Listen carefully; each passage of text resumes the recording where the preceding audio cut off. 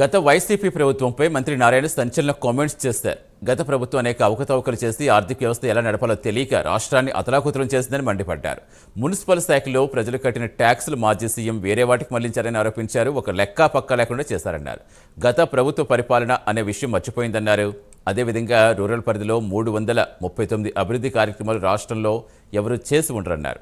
దీన్ని ఆదర్శంగా తీసుకుని ప్రతి నియోజకవర్గంలో ఇలాంటివి చేయాలని ఎంపీ వేమిరెడ్డి ప్రభాకర్ రెడ్డి అన్నారు. ఎక్కడ కమ్యూనిటీ అవసరం అది సఫరిపాలన. కానీ గత ప్రభుత్వం అవన్నీ వదిలేసింది. అవన్నీ అసలు సఫరిపాలన, ప్రజలు పరిపాలన అసలు అన్నీ మర్చిపోయింది. అంతేకాకుండా ఏ రాష్ట్రమైనా డెవలప్ కావాలంటే ఇండస్ట్రీస్ రావాలి. ఇండస్ట్రీస్ రాకుండా ఏ రాష్ట్రం డెవలప్ కావాలి.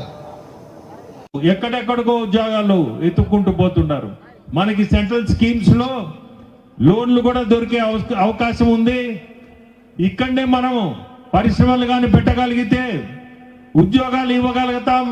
అది ఖచ్చితంగా శ్రీధర్ చేయగలుగుతాడు, చేస్తాడు కూడా.